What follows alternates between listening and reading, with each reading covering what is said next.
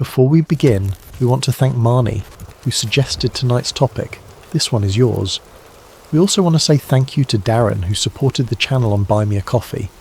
Darren, that genuinely helps, and we truly appreciate it. Now settle in. Tonight we're going to walk through one of the great unfinished mysteries of medieval history, and then, slowly and carefully, we're going to step past the edge of the historical record into the conspiracy theory that grew up in the empty space beyond it. I will tell you clearly when we cross that line. Everything in the first part of this story is documented. Everything after the line is a story people tell, a theory, a piece of speculative fiction built on a true foundation. There is no evidence that the conspiracy described tonight is real. That is part of what makes it such a good story to fall asleep to. You do not have to believe a word of it. You only have to let it carry you. Let us begin where the money begins. The Kingdom of France at the opening of the 14th century was, on paper, the most powerful realm in Christendom. It had the largest population in Europe. It had the finest cathedrals, the most celebrated university, and a monarchy that had spent 200 years quietly absorbing the territories of its rivals. Its king was Philip IV, known to history as Philip the Fair, a name that referred to his appearance rather than his character, and which historians have been enjoying the irony of ever since. Philip was tall, pale, and famously expressionless. One contemporary described him as neither a man nor a beast, but a statue. He rarely raised his voice. He rarely explained himself. He surrounded himself with lawyers rather than knights, men trained in Roman law who could construct an argument for almost anything, and he had a habit of pursuing a goal for years without ever announcing that he was pursuing it. He also had a problem that no amount of stillness could solve. France was broke. The wars had done it. There had been fighting in Flanders, fighting in Gascony, a long and expensive struggle with the English crown, and a disastrous defeat at a place called Courtrai, where an army of French knights had been cut apart by Flemish townsmen armed with pikes. Wars in the 14th century did not run on strategy. They ran on silver. Every knight had to be paid, every horse fed, every siege engine built and carted and rebuilt, and every mercenary crossbowman convinced that this particular king was good for the money. Philip was not good for the money. So he did what desperate governments have always done. He experimented. He debased the coinage, mixing cheaper metal into the silver so that each coin was worth less than its face value, which is a very old trick and one that people notice within about a season. When Paris rioted over the resulting inflation, the king had to take shelter, and the place he took shelter in is one of the small ironies that historians love. He sheltered in the Temple, the fortified Paris headquarters of the Knights Templar, the strongest building in the city. He expelled the Lombard bankers and seized their assets. He expelled the Jewish population of France in the summer of 1306, arresting them in a single coordinated dawn operation across the entire kingdom and confiscating their property and the debts owed to them. Remember that operation. Remember how it was done. Sealed orders, a single day. Total surprise. Philip had run this play before and it had worked, and it had refilled the treasury for a little while, and still it was not enough, which brings us to the largest creditor of all. To understand what the Templars had become by 1307, you have to understand what they had started as, because the distance between those two things is one of the strangest arcs in medieval history. The order began around the year 1119, in the aftermath of the First Crusade, when a handful of French knights approached the King of Jerusalem with an unglamorous proposal. Pilgrims travelling from the coast up to the Holy City were being robbed and killed on the roads. These knights offered to protect them. They took vows of poverty, chastity and obedience, and they were given quarters in the captured Al-Aqsa Mosque on the Temple Mount, a site believed at the time to stand on the ruins of the Temple of Solomon. That is where the name comes from, the poor fellow soldiers of Christ, and of the Temple of Solomon, the Knights of the Temple, the Templars. There were by tradition 9 of them at the start, 9 men, a borrowed hall, a road to police. Within 200 years they would hold property in every kingdom in Western Europe, command fleets, garrison castles, advise popes, and hold the personal savings of kings. The transformation happened for two reasons, and neither of them was magic. The first was papal privilege. In 1139, a papal bull placed the order under the direct authority of the Pope alone. That single document exempted the Templars from every local bishop, every local lord, and every local tax. They could build their own chapels, they could bury their own dead, they could move goods across borders without paying the tolls that strangled ordinary commerce. They answered to nobody in the country they were standing in. The second was donation. Wealthy families across Europe gave the order land, and they gave it constantly, because giving land to the Templars was understood as an investment in your own soul. A knight departing for the Holy Land might sign over an estate. A widow might leave a mill. A dying lord might grant a vineyard in exchange for prayers. And because the order took vows of individual poverty but had no restriction on corporate wealth, none of it was ever spent on personal luxury, and none of it was ever divided among heirs. It simply accumulated year after year, decade after decade, for nearly 2 centuries. By the end, the Templars held somewhere around 9,000 properties across Europe. Farms, mills, vineyards, orchards, fortified manors, port facilities and urban compounds in nearly every major city. But land was not the interesting part. The interesting part was what they built on top of it. Imagine you're a pilgrim in the 12th century. You want to travel from northern France to Jerusalem. The journey will take months. You will pass through territories governed by different lords, with different laws and different currencies, and the roads will be watched by people who make their living from travellers who carry their savings in a bag. Carrying gold is the same as carrying a target. So the Templars offered something remarkable. You could deposit your funds at a Templar house in France and receive a document. You would carry the document instead of the coins. When you arrived in the Holy Land, you would present it at a Templar house there, and they would pay you out in local currency, minus a modest fee for the service. That is a letter of credit. That is banking. And the order was operating it at continental scale, across hostile territory, in an age when most institutions could not reliably move a letter across a single province. To make it work, they needed things that nobody else had. They needed a standardized accounting system so that a ledger written in Paris could be read in Acre. They needed couriers. They needed a fleet.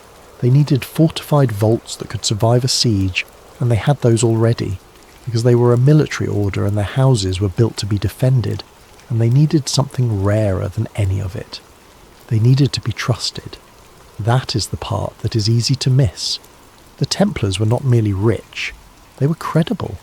A king could deposit the crown jewels with them and know the jewels would still be there. A merchant could send a payment through them and know it would arrive. They held the treasuries of France and England at various points, not as a metaphor but literally. For a stretch of years, the royal treasury of France was physically kept in the Paris Temple, and Templar brothers served as its accountants. They lent money to nobles, to merchants, to bishops, and to monarchs. They managed estates for absent crusaders. They collected papal taxes. They arranged the ransoms of captured knights, which was an entire industry in itself. And in all of that, one detail matters more than anything else for the story we're telling tonight. If you borrow money from a bank, the bank knows what you are worth. The Templars knew what everyone in Europe was worth. They knew which duke was quietly insolvent. They knew which bishop had borrowed against next year's harvest. They knew which royal marriage had been arranged to cover a debt, and which alliance had been purchased rather than negotiated. It was all written down in their ledgers, in a standardized hand, in fortified buildings, held by an organisation that answered to no local authority whatsoever. They were not just the wealthiest institution in Europe, they were the best informed.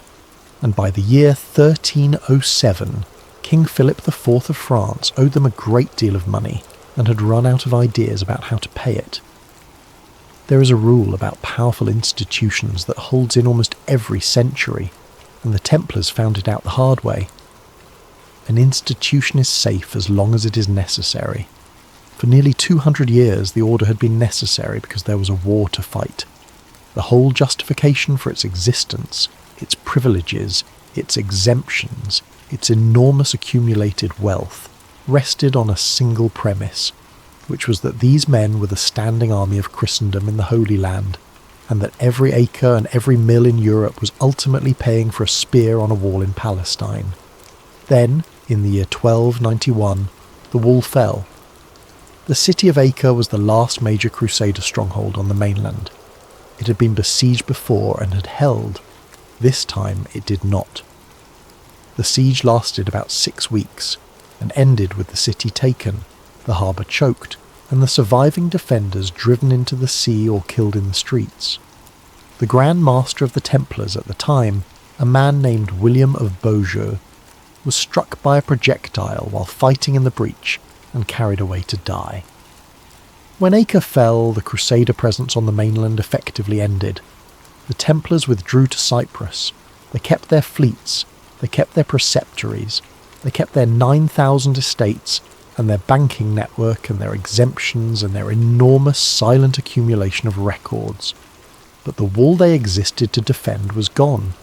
And across Europe, people began to ask a question that had never been asked out loud before. What exactly are we paying for? It was not a hostile question at first. It was an administrative one. There were, at that point, 2 great military orders, the Templars and the Hospitallers, doing roughly similar work with roughly similar privileges and roughly similar wealth. Various people, including several popes, floated the sensible-sounding proposal that the 2 orders should simply be merged into one. The Templars resisted. Merging meant losing their independence, their identity, and quite possibly their leadership. Their Grand Master, elected around 1292, was a Burgundian knight named Jacques de Molay. De Molay is a difficult figure to see clearly, because almost everything written about him was written either by his enemies during his trial or by his admirers 5 centuries later. What we can say is that he had joined the order as a young man, had served in the East, had survived the collapse, and was by all accounts a conservative and stubborn administrator who believed the order's mission was not finished. He spent years arguing for a new crusade. He travelled to Europe to make the case in person. He wrote memoranda opposing the merger of the orders. He was, in other words, an institutional man defending an institution at exactly the moment when the institution had become a very large pile of unguarded value sitting inside a bankrupt kingdom. We do not know precisely when Philip IV decided to destroy the Templars. We know only that the machinery, once it started moving, moved with a precision that is almost unnerving to read about even now. The instrument was accusation. In the medieval world, the way you seized the property of a religious order was not by declaring you wanted it. You could not simply announce a confiscation, because the order answered to the Pope, and a king who robbed the Pope's own knights was inviting excommunication. What you did instead was demonstrate that the order had ceased to be holy. If the Templars were heretics, then their arrest was not theft. It was a religious duty. It was in fact a service to Christendom, and the king who performed it was not a debtor, escaping his creditors, but a defender of the faith. So the accusations were assembled. They came, as such things usually do, from men with reasons of their own. A former Templar who had been expelled from the order, a prisoner looking for a way out of a cell, informants passing stories to royal officials who wrote them down and passed them upward. The stories accumulated through 1305 and 1306, and they were extraordinary. Denial of Christ during secret, initiation ceremonies, spitting on the cross, obscene kisses, the worship of an idol, a bearded head, referred to in some of the confessions by a garbled name. Whether any of it was true is a question historians have argued about for 700 years, and the honest answer is that the confessions were obtained under torture, which is a machine that produces whatever it is designed to produce. Men were suspended by their wrists. Men had weights hung from their feet. In one documented case, a Templar's feet were held so close to a fire that the bones of his heels came away days later, and he carried them into the courtroom in a box. Under those conditions, people confessed to anything. Later, when several of them were given a moment of safety in front of a papal commission, dozens retracted everything, and said plainly that they had confessed only to make the pain stop. But in October of 1307, none of that mattered yet. What mattered was the plan. In September, sealed orders went out to royal bailiffs and seneschals across the kingdom. They were not to be opened. They were to be held until the specified morning. The instructions inside were detailed and practical. Arrest every member of the order. Seize every house. Inventory every asset. Take the brothers into custody separately so they cannot coordinate their stories. It was, in the language of a later age, a coordinated nationwide operation with simultaneous execution and total operational secrecy. And on the morning of Friday, the 13th of October, 1307, it went off almost perfectly. Almost. Jacques de Molay was in Paris. In fact, on the day before the arrests, he had been given a place of honour at a royal funeral, walking as a pallbearer for the king's sister-in-law. He had no idea. He was arrested the next morning at the Paris Temple along with roughly 140 brothers. Across France, hundreds more were taken.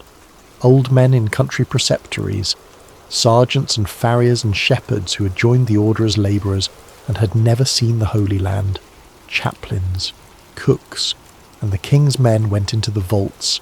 Now, here is where the historical record starts to go quiet in a way that has bothered people ever since. We have inventories. They survive. Royal clerks were thorough, because their own necks depended on it, and they recorded the contents of Templar houses in the flat, itemised language of accountants. Grain, wine, livestock, furnishings, vestments, weapons, debts owed to the house and debts owed by it. What the records do not show is the thing everyone expected. There was no great hoard. The Paris Temple, the financial heart of the order in France, the building that had at times held the royal treasury itself, did not yield the mountain of bullion that the operation had been designed to capture. The king's financial position did not transform overnight. In fact, the confiscation turned into a legal and administrative swamp that dragged on for years, with the crown fighting the papacy over who was entitled to what, and much of the Templar property eventually being transferred to the Hospitallers, minus a great deal of what the crown described as expenses. Historians have perfectly reasonable explanations for this. Most of Templar wealth was not liquid. It was land, buildings, and outstanding loans, which are difficult to convert into coin quickly. Much of the cash that did exist had been committed to the failing effort in the East. The order had been spending heavily and receiving less. The image of vaults heaped with gold coins may simply have been a fantasy that never matched the balance sheet. That is the mainstream answer, and it is a good one. But it has never fully satisfied everybody, and there is a second detail, smaller and stranger, that sits alongside it. The archive. The Templars kept records obsessively. They had to. A banking network cannot function without documentation. Every deposit, every loan, every transfer, every property, every member, every internal rule, all of it written down and copied and stored. 2 centuries of it. That central archive has never been found. Fragments survive. Local records, cartularies, individual charters, the trial documents themselves. But the great institutional archive of the order, the master records that would tell us what the Templars actually knew, and actually owned and actually did behind their closed doors, is simply absent from history. Historians generally believe it was moved to Cyprus and lost when the island was taken by the Ottomans in the 16th century, which is plausible and probably true. Probably. But you can see, can you not, the shape of the empty space. A missing treasure, a missing archive, a perfectly executed raid that somehow did not find what it was hunting. And into that empty space, over the course of 700 years, people have poured a story. This is where we cross the line. Everything from this point forward is the conspiracy theory. It is a story, not a history. There is no evidence for it. Certain elements are real, and I will point them out as we pass them, but the framework holding them together is invention. do not go looking for the vault. Go to sleep instead. Ready? Then let us go back to Paris, in the last week of September, 1307, on a night when it had been raining and the streets were slick and black. According to the theory, the operation was not perfect. It could not have been. Consider the logistics. Sealed orders had to be written, copied and physically transported to every bailiwick in the kingdom. That means clerks, that means couriers, that means a chancery where dozens of men handled documents they were not supposed to read, and a court where hundreds of people noticed that something unusual was being prepared, even if they did not know what. Philip's government was efficient, but no medieval government was airtight. Information leaked the way water leaks slowly, through the smallest available gap, following gravity, arriving somewhere lower down and further away than anyone intended, and the Templars had spent 200 years buying goodwill from exactly the sort of people who worked in chanceries. So the story goes like this. On an evening in late September, a man came to the Paris temple asking to speak with the Grand Master. He wore no livery, he carried no letter of introduction, he gave no name, and when the porter pressed him, he offered only a phrase, some old formula of obligation, the kind of thing said by a man whose father had been ransomed by the order, or whose family had been fed through a bad winter by a Templar granary, and who had been raised knowing that a debt existed. De Molay came down. They spoke alone and briefly, and the visitor said one sentence. The king has already signed the warrants.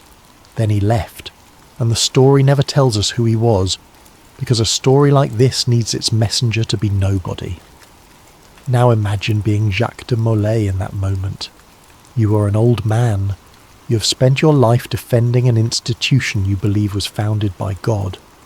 You have just been told that the King of France intends to arrest every one of your brothers, and you cannot verify it, and you cannot appeal to anyone, because your only protector is a pope who sits in Poitiers and depends on that same king for his safety. You have days, perhaps 2 weeks. You cannot save the order. There is no version of the next month in which 9,000 properties and thousands of men escape a coordinated royal seizure. Fighting is not an option. The Templars have castles in the east, but in France they have farms and counting houses and a fortified compound in a city the king controls. So you cannot save the order, you can only decide what to save instead. And according to the theory, de Molay made a choice that historians have never suspected, because it left no trace in any inventory, which was precisely the point. He decided to save the records. Picture the Paris temple in the small hours. It was not a building the way we think of buildings. It was a compound, a walled precinct on the northern edge of the city with its own church, its own halls, its own stables and workshops and granaries, and at its heart a great tower with walls thick enough to make the idea of a siege embarrassing. Inside that precinct lived hundreds of people, most of whom were not knights at all. Clerks, grooms, bakers, carters, men who kept the accounts and men who shoed the horses and men who swept the yard. A compound like that always has movement in it. Carts arrive at odd hours, goods go out. Nobody counts every wheel, which is what made it possible. According to the story, in the final nights of September and the first days of October, the traffic through the temple gate changed very slightly. Not in volume, in destination. Chests were brought up from the vaults, not, many at a time, never enough to look like an evacuation. They were loaded onto carts that left in the ordinary way, at the ordinary hours, with ordinary escorts, and the drivers were told the ordinary things about deliveries to other houses. And then, once clear of the city, the carts turned west. The route runs from Paris down through the valley of the Loire and out toward the Atlantic coast. It is roughly 300 miles. In good weather, with fresh horses and no obstacles, a determined convoy might cover it in 8 or 9 days. In October, on medieval roads, with heavy chests and the need to avoid attention, it would take longer. They did not have longer. That is the tension in the story. Every version of this theory has the same clock running underneath it. The sound of a royal courier somewhere behind you carrying a sealed order to a town you passed through yesterday. They went in small groups. 2 carts here, 3 there, different roads converging. And the destination in every version of this legend is the same place, La Rochelle. This part is real, or at least the geography is. La Rochelle was a genuine Templar port on the Atlantic coast of France, and it was an important one. The order had held property there since the 12th century. It sat at the western end of a road network that ran inland toward the wine country and the Templar preceptories of the interior, and it faced out toward England, Ireland, Flanders and the northern sea routes. The Templars maintained a fleet. That is documented. They needed ships to move pilgrims, supplies and money, and La Rochelle was one of the places those ships lived. What is not documented, what has never been documented, is the thing the legend insists upon. The legend says that shortly before the arrests, a number of Templar ships left La Rochelle, fully laden, at night, and were never accounted for again. I want to be honest with you about this because it matters. There is no contemporary record of a vanished fleet. The story of the 18 ships of La Rochelle appears to have grown up much later, assembled out of scraps of trial testimony, local memory, and a very human refusal to accept that a great mystery might have a boring answer. A handful of confessions from the trial mention a Templar official who fled with treasure and mention ships, and from those fragments the legend has been steadily constructed across the centuries like a cathedral built on a single foundation stone. But we are past the line now, so let us tell it the way the theory tells it. It is the night of the 11th of October, 1307. The tide at La Rochelle turns in the small hours. The harbour is a shallow inlet between 2 towers, and ships going out on a night tide go quietly, because there is no wind to speak of near shore, and the oars do most of the work until they clear the point. On the quay there are chests. They have been arriving for a week. They are stacked under canvas near the Templar house, and they have been guarded continuously by men who were told very little and asked nothing, which is the great advantage of a military order that trains obedience for 2 centuries before it needs it.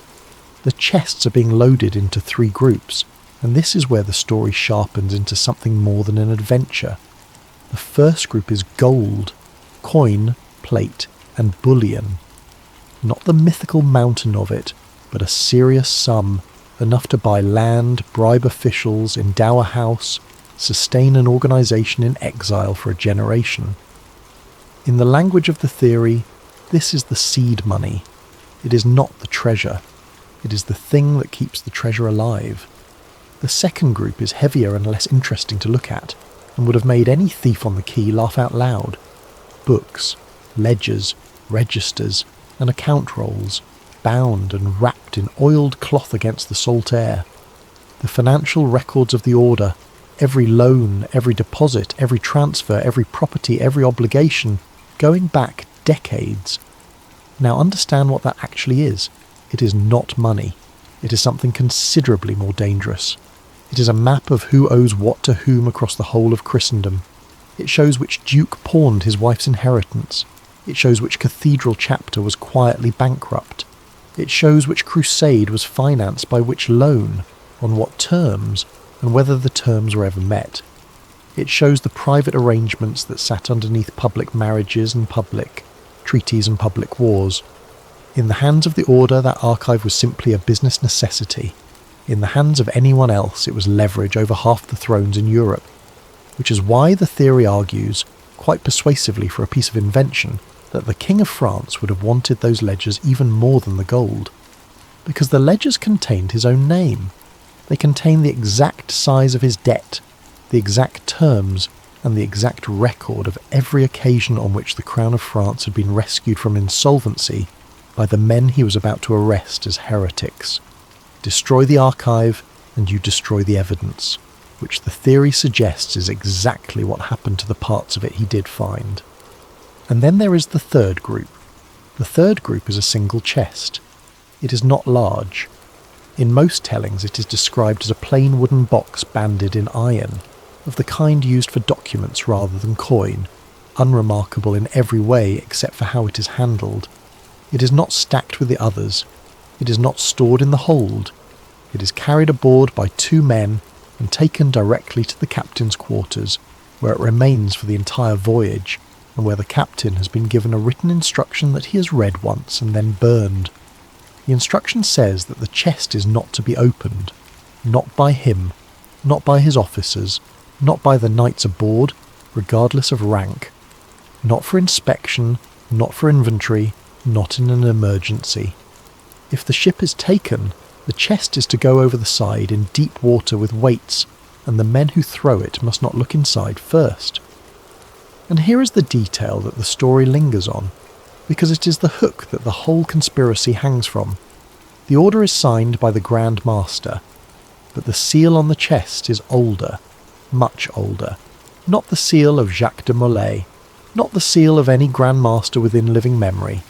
A seal that the captain does not recognise at all, pressed into wax that has hardened and darkened with age, and which has clearly been in place for a very long time. Whatever is in the chest, it did not come from Paris.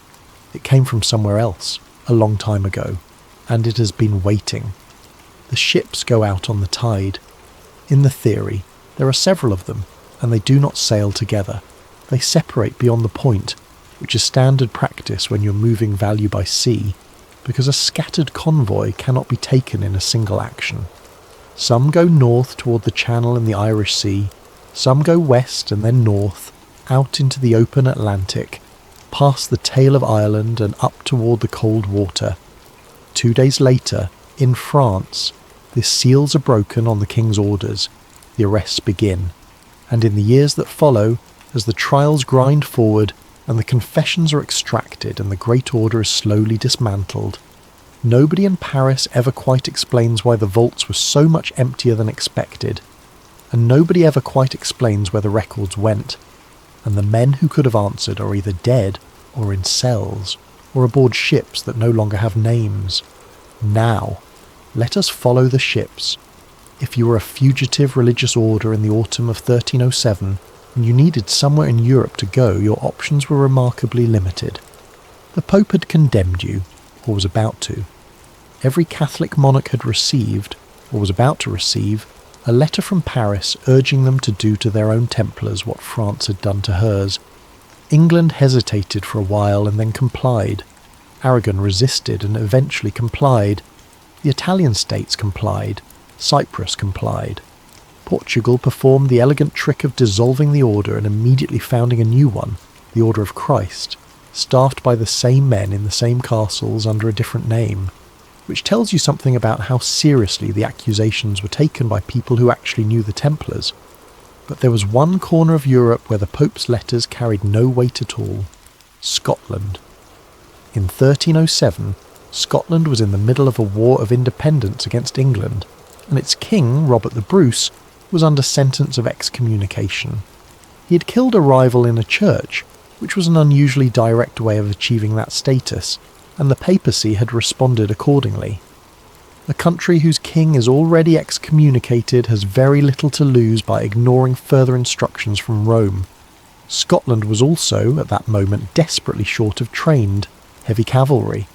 This is the seed of one of the most durable legends in the whole Templar mythology, the story that fugitive Templar knights fought for Bruce at Bannockburn in 1314 and turned the battle. Historians consider this extremely unlikely, and there is no contemporary evidence for it whatsoever. It appears to have been invented centuries later. But you can see why it took root, because the pieces fit so neatly. Homeless knights. A king who could not be threatened with excommunication. A war that needed exactly what those knights had. The theory we are following tonight does not need Bannockburn. It needs something quieter. According to the story, the ships that went north made landfall on the eastern coast of Scotland, in the Firth of Forth, in the winter of 1307 and the spring of 1308. Not all at once, and not all in the same place. Some cargo came ashore in small boats over several nights. Some was landed at fishing villages and moved inland by cart, and it was received by a family, the Sinclairs. Or, as the name was written then, the Sinclairs, a Norman family that had come to Scotland in the 12th century and had done what successful Norman families did everywhere, which was marry well, acquire land, and become quietly indispensable. By the 14th century they held the barony of Rosslyn in Midlothian, a few miles south of Edinburgh, on a ridge above a wooded glen. The Sinclairs are real. Their connection to the Templars is not. I want to be very clear about that, because it is one of the most widely repeated claims in this entire field, and it does not survive contact with the actual documents.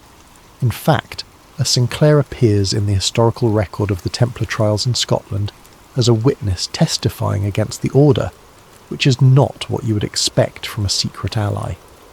The idea of a deep Sinclair and Templar alliance appears to be a much later construction, but this is a story, and in the story the Sinclairs are waiting on the shore. Picture it. A cold beach in the Firth of Forth in the middle of winter.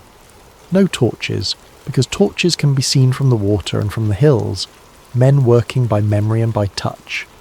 The sound of a small boat grounding on shingle, and the particular noise a heavy chest makes when it is lifted off a thwart by 4 men who are trying not to drop it. The gold goes into the ground first, in 3 separate places, because you never store your reserve in one location. The ledgers go into a vault beneath a fortified house, sealed and dry, and they are not read. That is a point the story makes carefully. For more than 100 years, nobody reads them.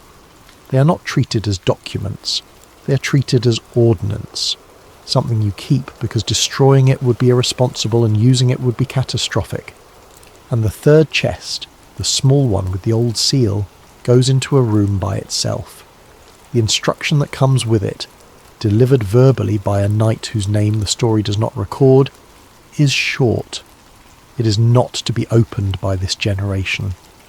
Now, the story does not tell us why that instruction was obeyed, and I think that is one of the more interesting silences in it, because in every real version of this scenario somebody opens the box. Curiosity is not a character flaw that can be trained out of a family across generations. Somebody always looks. The story's answer is that they did look, just not for a while. More than 130 years pass. The Templars, as an organisation, cease to exist in the meantime. In 1312, Pope Clement V formally suppresses the order, and it is worth noting exactly how he does it, because the language is remarkable. He does not condemn them. He states that the order has become so damaged by scandal that it can no longer function, and he dissolves it by administrative decree rather than by verdict. That is not a guilty verdict. That is a shrug performed by a man who has run out of room. In March of 1314, Jacques de Molay is brought out onto a scaffold in Paris to make a public confession and receive life imprisonment. He is by then roughly 70 years old and has spent nearly 7 years in a cell. And in front of the crowd, he refuses. He retracts everything. He states that the order is innocent, that the confessions were false, and that he confessed only under torture and to save his own life, which he now regards as a sin worse than any he had been accused of. The preceptor of Normandy, standing beside him, does the same. Both men are burned that evening on an island in the Seine, at the western tip of the city, where the river splits. The chronicles say they died slowly and without crying out, and that people came in the night to collect their ashes as relics.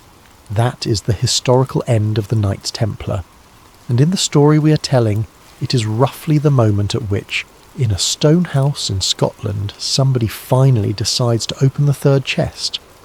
What they find, according to the theory, is not treasure.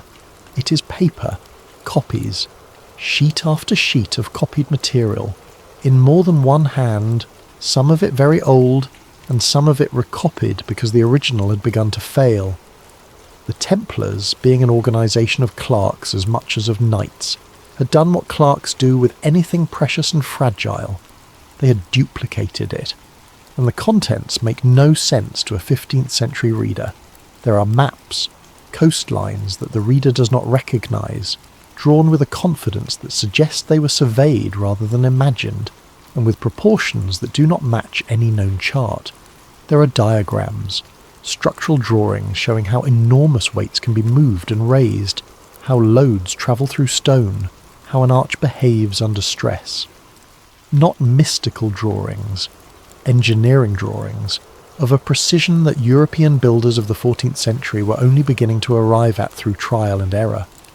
There are astronomical tables, positions, cycles, and long periodic calculations, running across spans of time far longer than any calendar in use, and there are translations, fragments of text rendered from languages the copyist clearly did not fully understand, with notes in the margins recording uncertainty, and in some places blank spaces where the translator gave up. Underneath one of the diagrams in a hand different from the rest is a single line. Copied beneath the temple, in the year of our Lord 1127, the chamber was sealed again, and that line takes us backward 2 centuries to the place where the whole story is supposed to have started, the Temple Mount. Here is what is real, and it is genuinely strange, which is why the theory grabs it so eagerly. The Templars were quartered on the Temple Mount in Jerusalem from around the year 1119 until the city fell in the 1187. That is nearly 70 years of occupation of one of the most archaeologically significant sites on the planet by an organisation with masons, engineers and money, at a time when nobody was watching what they did with the substructures. Beneath the southeastern corner of the platform there is an enormous vaulted space, a forest of pillars and arches, which was there long before the Crusaders arrived. The Templars used it. They stabled horses in it. That much is documented, and a chronicler of the period describes it in more or less those terms. And in the 1860s, a British Army engineer named Charles Warren, working for the Palestine Exploration Fund, dug shafts and tunnels around the base of the mount and explored passages beneath it. He found, among other things, a set of tunnels running under the platform, and in them he found objects that had been left behind by an earlier presence: a spur, a fragment of a lance, a small cross, items consistent with the Crusader period, which sat in a private collection for over a century before anyone paid much attention to them. That is the entire factual basis. Templars lived on the site. Templars used the substructures. Someone from the Crusader period was down in the tunnels and left equipment behind. Everything else is the story. And the story says this: in the winter of 1126, or 1127, a working party clearing a collapsed section of vaulting beneath the platform broke through into a space that was not on any plan. It was not a natural cave. It was cut, squared, faced with stone that had been dressed by hand and dressed well, with joints so tight that the men working by lamplight kept running their fingers along them because they could not believe what they were feeling. It was also dry, and it had been sealed for a very long time. Inside were containers, sealed jars and cases of a material the story is careful never to identify precisely, holding documents in a script the Templars could not read. And here is where the theory makes its cleverest move, because instead of claiming that the Templars found gold, or a relic, or a body, it claims something much more mundane, and therefore much harder to dismiss. It claims they found a library. Not treasure, records. The accumulated technical knowledge of somebody who had been here before, written down, stored properly and abandoned. The knights did not understand most of it. The story is explicit about that. They had a handful of men with Greek, a few with Arabic, and 1 or 2 who could work through Hebrew, and between them they made partial sense of perhaps a fraction of it. What they did understand, they understood in fragments, and the fragments frightened them, because the fragments described a world that was older and more capable than anything their own theology allowed for. So they did the only thing an organisation like that could do. They copied everything they could, carefully, over a period of years. They sent the copies west in ordinary shipments, hidden among ordinary cargo, in chests that were never inventoried. And then they sealed the chamber back up, and they built over the entrance, and they stabled their horses on top of it for another 60 years, and they told the story only to men who had taken an additional oath that is not recorded in any surviving rule of the Order. Because whatever they had found down there, they had come to a conclusion about it. The conclusion was not that it should be destroyed. The conclusion was that it should be kept, intact, unread, and waiting until the world was capable of hearing it without tearing itself apart. And that conclusion, according to the theory, has been passed down, generation to generation, for 900 years. In the year 1446, a Scottish nobleman named William Sinclair began to build a church on a ridge above a wooded glen in Midlothian, and he did something with it that nobody has ever satisfactorily explained. He overbuilt it. I want you to understand what that means, because Rosslyn Chapel is real. You can visit it, and its strangeness is not a conspiracy theory. It is a documented architectural fact that has puzzled specialists for 200 years. A collegiate chapel of that period is a modest thing. It exists so that a small body of priests can say daily prayers for the soul of the founder and his family. It is essentially a private chantry. You would expect a plain building. Good stone, decent proportions, a few carved details around the door and the altar, and nothing else, because the purpose is prayer, not display. Rosslyn is not that. Rosslyn is covered. Every surface that could be carved has been carved. The pillars, the arches, the ribs of the vaulting, the window surrounds, the corbels, the ceiling, foliage, faces, angels, musicians, beasts, biblical scenes, abstract patterns, small figures tucked into corners where no member of a congregation would ever see them, executed with the same care as the ones at eye level. There is a phrase that gets used about it, that it is a book in stone, and while that is the kind of phrase that should make you suspicious, it is difficult to stand inside the building and come up with a better one. The construction took about 40 years. The work employed masons who appear to have been brought in from elsewhere at considerable cost and housed nearby in a settlement built for the purpose, and it was never finished. What stands today is only the choir, the eastern end of what was apparently intended to be a much larger cruciform church. William Sinclair died in 1484, and his successors did not continue. So we have a small, extraordinarily elaborate, deliberately over-decorated fragment of a church, built by a wealthy family with no obvious reason to build it that way, and abandoned mid-project.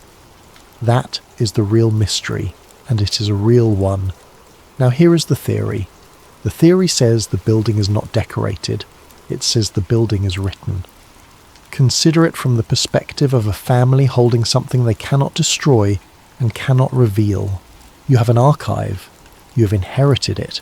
You're not permitted to publish it, and you're not permitted to lose it. And you have a problem that any archivist will recognize immediately, which is that information does not survive by being hidden. Information survives by being copied. But you cannot copy it. Copying it means more people reading it. So what do? You separate the knowledge from the key. You put the archive somewhere physically secure and physically distant, and then you encode the instructions for finding and understanding it into something that will outlast every one of your descendants, something that cannot be burned, cannot be stolen, and cannot be read by anyone who does not already know that it is a message. You build it into a building, and you make the building so densely decorated that the meaningful carvings disappear into the noise. That is the elegance of it in the theory's telling. It is not that Rosslyn contains a few secret symbols. It is that Rosslyn contains thousands of symbols, and perhaps 40 of them mean something, and there is no way to tell which 40 without the second half of the key. Every visitor for 6 centuries has been looking directly at the message and seeing ornament. The building is not hiding a treasure. The building is a set of instructions for finding one. There are certain features that the theory fastens onto, and some of them are genuinely peculiar even to sober architectural historians. There are the carvings that have been claimed to depict maize and aloe, New World plants, carved decades before the first documented European voyage across the Atlantic. Botanists and art historians have argued about this for years, and the mainstream view is that they are stylized foliage that resembles maize by coincidence, which is very probably correct. But the argument has never entirely died. There is the extraordinary density of carved musicians, and the sequence of small carved cubes projecting from the arches of the ceiling, each face bearing a pattern. In the 2000s, a father and son spent years arguing that these cube patterns corresponded to Chladni figures, the geometric shapes formed when a vibrating plate is covered in sand and therefore encoded a piece of music. They produced a reconstruction and performed it. Most specialists were unconvinced, but the cubes are undeniably there, and the patterns are undeniably deliberate, and nobody has produced a fully satisfying explanation of what they are for. There is the persistent local tradition of vaults beneath the chapel, which is not mythical at all. There are burial vaults under Rosslyn.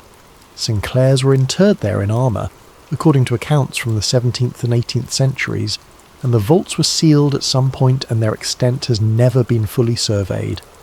Ground-penetrating radar has been used at the site. The results have been debated. And then there is the pillar. If you walk to the eastern end of the chapel, at the corner of the retraction, you will find a column that does not match any of the others.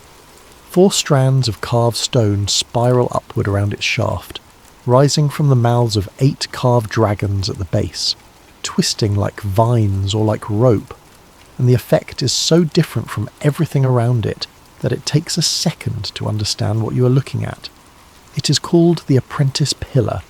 The name comes from a legend, and the legend is one of the most widely repeated stories in Scotland. The master mason, so the story goes, was given the design for this pillar and could not execute it. He decided he needed to travel abroad to see the original before he could attempt a copy, and he left. While he was away, his apprentice, a young man, carved the pillar himself from a dream and carved it perfectly. When the master returned and saw it, he struck the apprentice on the head with his mallet and killed him. And in the chapel there is a carved head high on the wall, a young man's face with a wound on the right temple, and opposite it another head, older, positioned so that it faces the pillar forever. That legend is almost certainly a folk tale. Versions of it are attached to other buildings in other countries. The heads are real, the pillar is real, and the story that connects them is probably a later invention, in the same way that most of the good stories about most of the great buildings are later inventions. But you can see how well it serves the theory, because the theory says the apprentice pillar is the anchor.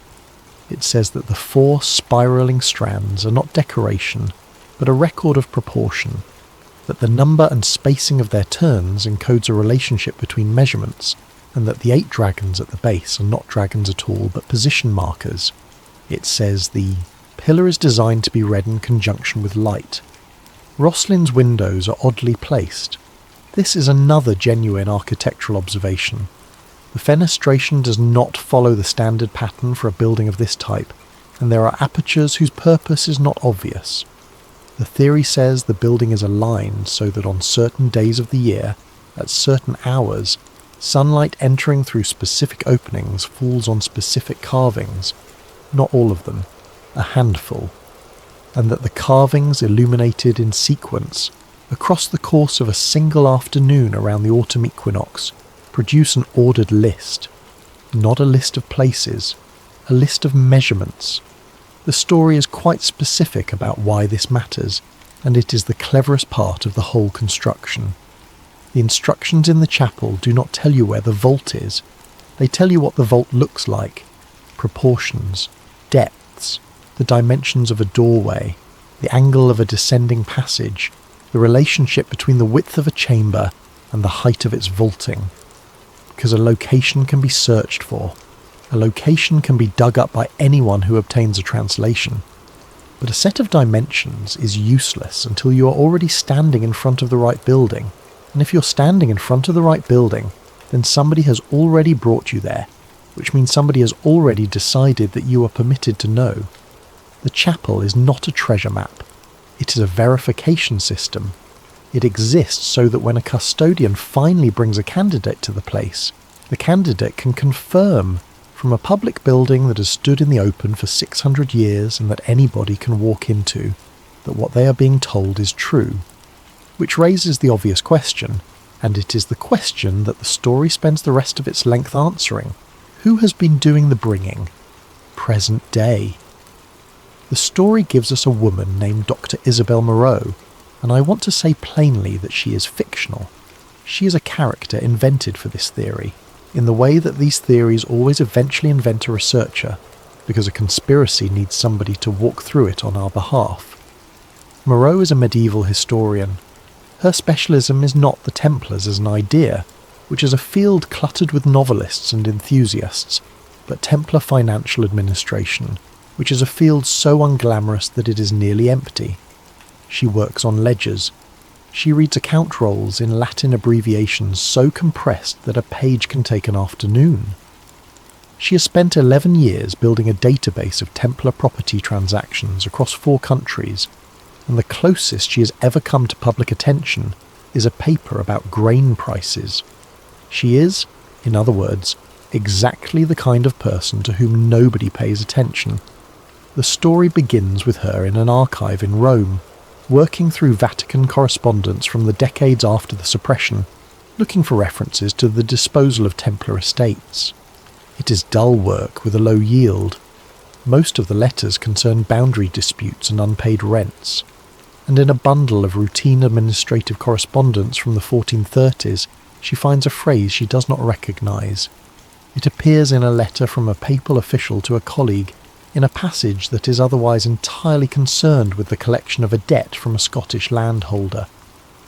In the middle of a sentence about arrears, the writer says something odd, almost parenthetically, and then returns immediately to the subject of money. The phrase is a Latin construction that translates, more or less, as the last vault.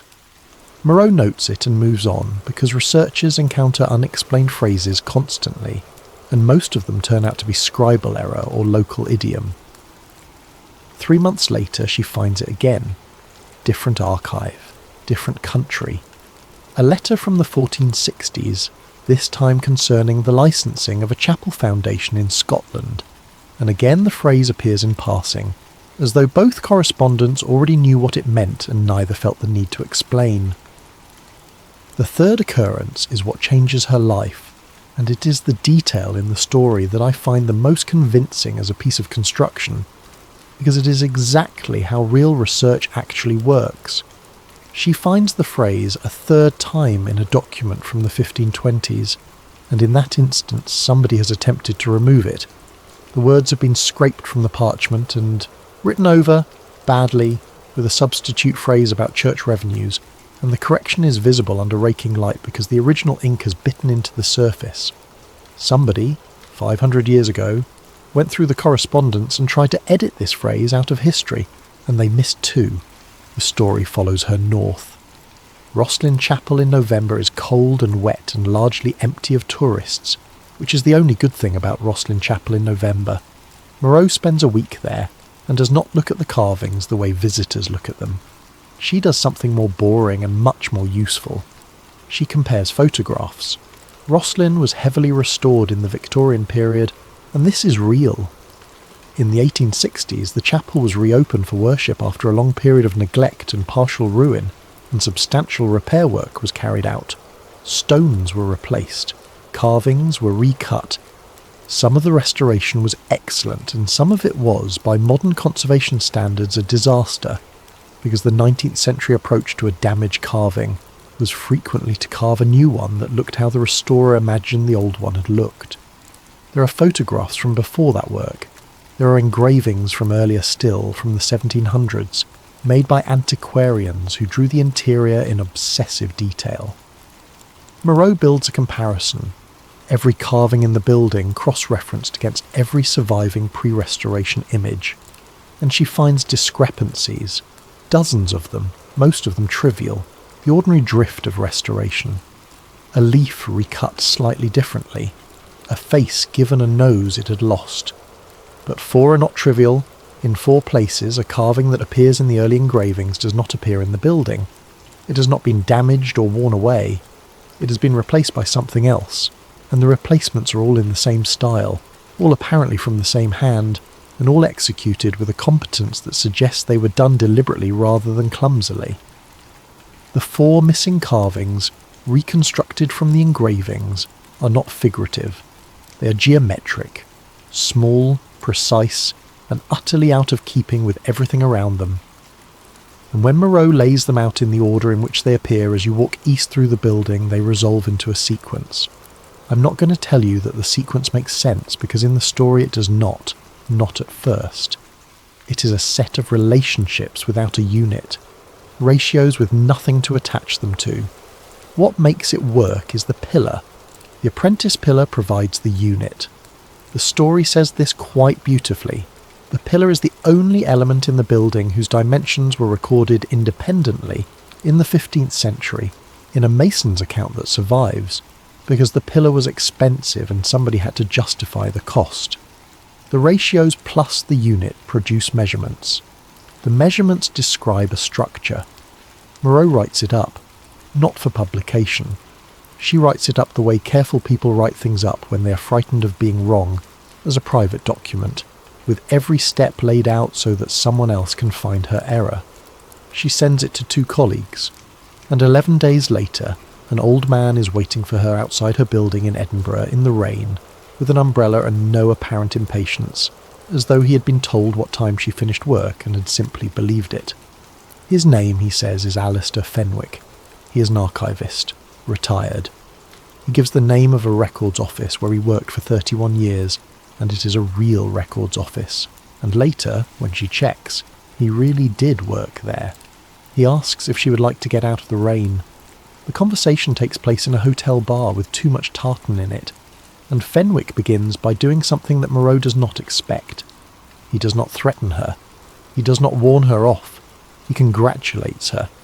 He tells her she is the 14th person to solve it, the 14th in 600 years, which he says with a kind of professional satisfaction, the way a man might note a good year for a wine. He tells her the first was in 1531, a Scottish churchman during the years when the old religion was collapsing, and everybody with a secret was frantically deciding what to do with it. He tells her the most recent before her was in 1978, an English architectural historian who published 2 books afterward, neither of which mentions any of this. And then he tells her who he is. He belongs, he says, to an organisation with no name that anyone uses in writing. Internally they call themselves the Custodians, which he admits sounds theatrical, and which he says was chosen precisely because it is boring. They are not Templars. He is emphatic about this, and he is almost irritated by the assumption. There are no Templars. The order was suppressed in 1312, and its members died in cells and on farms and in other people's armies, and the men who claim descent from them today are, without exception, running clubs. The Custodians are something less romantic and considerably more durable. They are the descendants of the people the Templars gave the archive to, not knights, clerks, masons, notaries, shipmasters, and the sort of minor landholding families whose names never appear in any chronicle, because nothing interesting ever happened to them. The kind of people who keep things. The kind of people who, when handed a box and told that it must survive, will still have the box 4 centuries later, because their entire social function has always been the safekeeping of other people's property. There have never been many of them. Fenwick suggests a number, and it is startlingly small, somewhere in the region of 40 families at the widest point, and fewer now. They have no ceremonies, no robes, no oath sworn on a blade. What they have, he says, is a procedure, and it has not changed materially since the 15th century. Each generation, 2 people in each line are told. Always 2, never 1, because one person can die on a road. They are told late, usually in their 40s, when they have already made their choices about who they are going to be.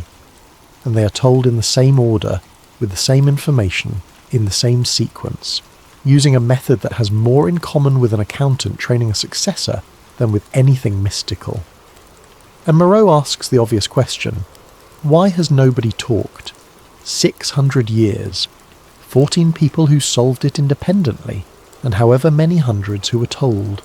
Wars, Reformations, revolutions, occupations, the collapse of the entire social order that produced them. Somebody, at some point, must have wanted the fame, or the money, or simply the relief of putting it down. And Fenwick says the thing that turns the whole story on its axis. He says the location has never been the secret. The cipher, he tells her, has always been solvable. It was designed to be solvable. That is the entire point of encoding it into a public building that anybody may walk into. A secret that cannot be discovered dies with the last person who remembers it, and the Templars, who were bankers and therefore professional pessimists, knew that perfectly well. So they built a lock that a sufficiently patient person could always open, and they trusted to something else entirely to keep it closed. They trusted that everyone who opened it would reach the same conclusion. Every single one of the 14, Fenwick says, across 6 centuries, in 14 different worlds, with 14 different sets of beliefs about God and history and progress, walked down into that vault, read what was there, came back up, and independently decided not to tell anyone. He lets that sit for a moment. Then he says, and this is the line the story turns on. The question you should be asking is not what is in the vault. The question you should be asking is what it is about the contents that makes every honest person who sees them decide to keep quiet. They drive north in February in the dark, which Fenwick says is not for secrecy, but because the road is better without traffic. The place is in the Highlands, and the story is deliberately vague about where, which is one of the small honesties of a well-told invention. It gives you a glen. It gives you a river that runs brown with peat. It gives you the remains of a monastic foundation that was abandoned during the Reformation and afterward quarried by local people for building stone until there was almost nothing left of it above ground except a rectangle of turf-covered rubble and one surviving wall with a doorway in it that leads nowhere. There are hundreds of sites like that in Scotland. That is the point. Nobody excavates them. There is no money and no reason. The entrance is not in the ruin. It is 40 yards away, in the side of the glen, behind a fall of scree that Fenwick says has been rearranged 11 times since the 1600s, most recently in 1981, after a landslip made the previous arrangement look unnatural. Behind the scree is a passage, and the passage is where Moreau stops being a skeptic, because the passage matches every measurement, the width at the mouth, the height of the lintel, the angle of the descent, which is shallower than she expected, and which she had spent 3 weeks assuming she had calculated wrongly, the point at which the passage turns, and the ratio of the length before the turn to the length after it. Every figure she pulled out of 4 erased carvings, and a mason's account of a pillar, 600 years old, is standing around her in cold rock. She says later that this was the worst moment, not the vault itself, the passage, because up until then it had been an intellectual exercise, and in the passage it stopped being one, and she understood that she had spent 11 years becoming exactly the right shape of person to be shown this, and that somebody had probably noticed her a long time before she noticed herself. The passage runs about 90 feet and opens into the first chamber. The first chamber is the gold, and here the story does something I genuinely admire, because it refuses to make it impressive. It is a small room. There are chests, perhaps a dozen, of dark wood with iron banding, several of them warped and one collapsed entirely, so that its contents have spilled across the floor in a heap that has fused into a single mass with time and damp. There is silver coin, a great deal of it, blackened. There is plate. There are 2 ceremonial swords in a rack that has partially rotted, and a folded textile, protected in a case, that Fenwick says is a banner and that Moreau is not permitted to unfold because it will not survive being unfolded. It is a fortune. It would be a significant archaeological discovery on its own, the kind of find that closes a debate and makes a museum's decade. And it is the least interesting room in the complex, because on the far side there is a doorway, and through the doorway the space opens out, and the space is not a vault. It is a library, shelving cut into the rock and lined with timber, cases stacked in ordered rows. Thousands of documents kept dry by a ventilation arrangement that Moreau does not fully understand until Fenwick shows her the intake, which is a natural fissure that was widened by hand and which has been drawing air through the complex continuously for 600 years. There is a working area with a table. There is a lamp. Not a medieval lamp, an electric one, running from a battery, because the custodians have never been sentimental, and the maintenance of an archive requires light. And there are records of maintenance. Ledgers, the story says, in dozens of hands across dozens of generations, recording every inspection, every repair, every document recopied because its original had begun to degrade, every visit and every visitor, going back to the 15th century in an unbroken line. The most recent entry is from the previous September. It is not a hidden hoard. It has never been abandoned. It has been curated continuously for 600 years by people whose names appear nowhere else in history, doing unpaid, unremarkable, unwitnessed work in the dark. Fenwick brings her one document. It is not on a shelf. It is in a case by itself on the table, and it has clearly been brought out in advance and laid there for her, which is its own small piece of theatre and which she notices. It bears a seal she recognises from her own research, because she has spent a decade looking at Templar documents. It is the seal of Jacques de Molay. The document is a letter, and its opening line is this: "If this archive has been opened, then the Guardians have failed." The letter is not long. It is the sort of thing a careful administrator writes when he has run out of time, which is to say it is orderly and slightly cold and entirely without self-pity, and it is dated in the autumn of 1307, in the days before the arrests. It explains what the archive is. It says that in the reign of Baldwin, the order recovered from beneath the platform of the temple certain records that were not Christian, not Jewish, and not Roman, and which appeared to have been placed there deliberately for preservation by people who understood that their own world was ending. It says the records describe a society that possessed knowledge of building, of the movement of the heavens, of the measurement of the earth, and of the working of materials at a level the order's own masters could not match and in some cases could not follow. It says that the order attempted on 3 occasions across 2 centuries to make practical use of what it had learned, and that each attempt was abandoned. And it says why, and this is the part the story builds everything toward. It says the trouble is not that the knowledge is dangerous in itself. The trouble is what it proves. Because if the records are genuine, then a civilization existed which was capable, sophisticated, literate and organised, and which is entirely absent from every history that every people on earth tells about itself. It is not in scripture. It is not in the Greek historians. It is not in the chronicles or the genealogies or the king lists. It left apparently one deliberate deposit of documents beneath a hill in Jerusalem, and otherwise nothing at all. And that means one of 2 things, and de Molay writes them out in 2 flat sentences, without emphasis. Either the histories are wrong, or a civilization can vanish so completely that not even its enemies remember it. The second one is worse. The second one is the reason every guardian has closed the door, because de Molay's letter argues, and Fenwick says every custodian since has agreed, that no society can absorb that particular fact without something breaking. Not the technical knowledge. The technical knowledge is just engineering, and the world has independently rediscovered most of it anyway across the intervening centuries, which the custodians have watched happen with a kind of relief. It is the erasure. It is the demonstration, in physical documents you can hold, that everything can be lost.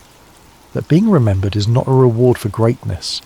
That an entire people can build and write and calculate and love their children and preserve their records carefully against exactly this possibility, and still be so thoroughly deleted that 900 years later a group of French knights digging out a horse stable can be the first to hear from them.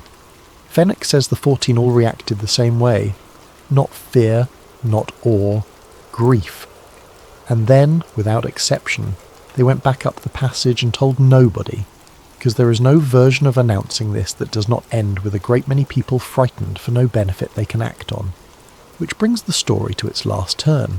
Fenwick gives Moreau the choice, and the choice is not a threat, and the story is careful to make sure you notice that. She can publish.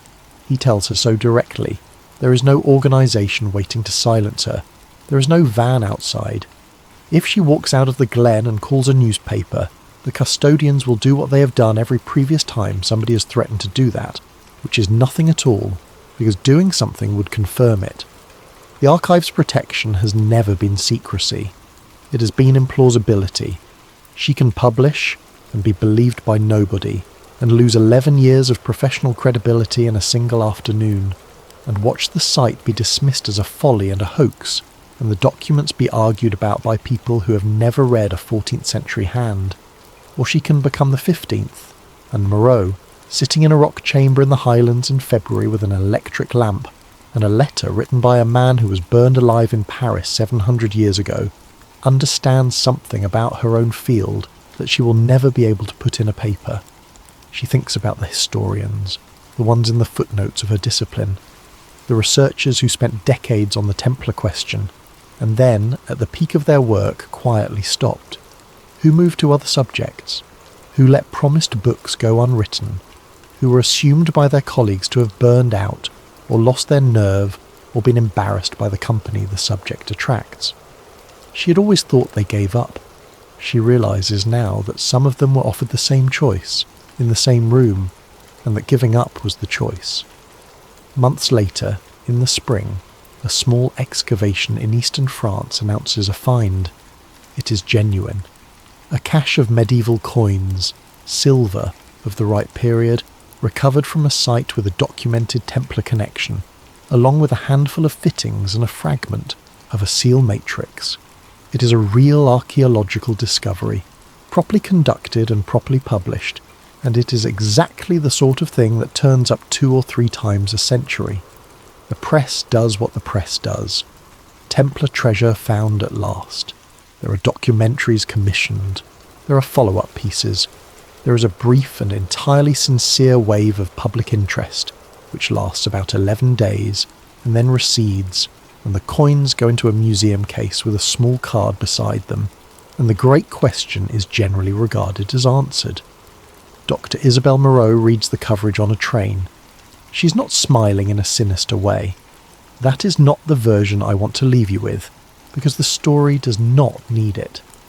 She is just tired and a little sad, and thinking about the shelf in the second chamber where the custodians keep their maintenance ledgers, and about the fact that somebody will have to make an entry this September, and that it will probably be her. The vault is still there.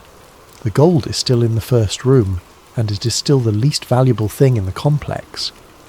And in a chapel, a few miles south of Edinburgh, tourists move slowly along the north aisle with their heads tipped back, photographing the carved cubes on the ceiling, standing directly beneath a sentence that has been waiting 600 years for somebody to finish reading it.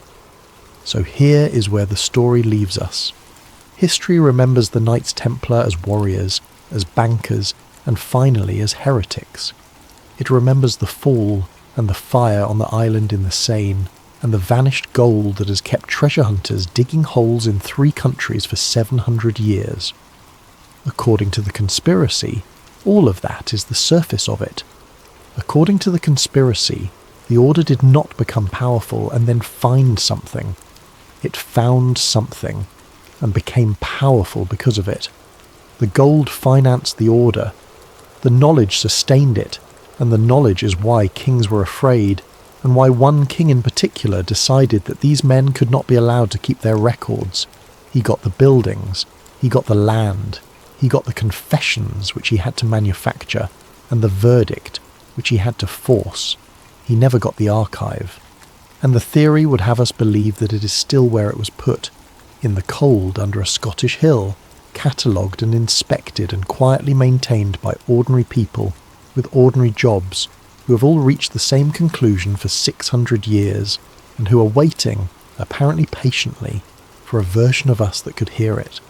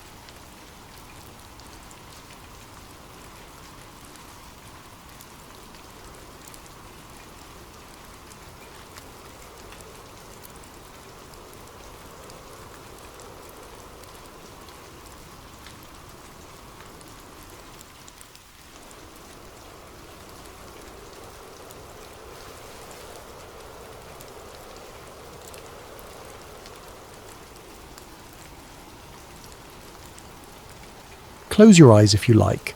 Settle in. And let me take you back, not to a horror story someone invented, but to something the United States government actually did.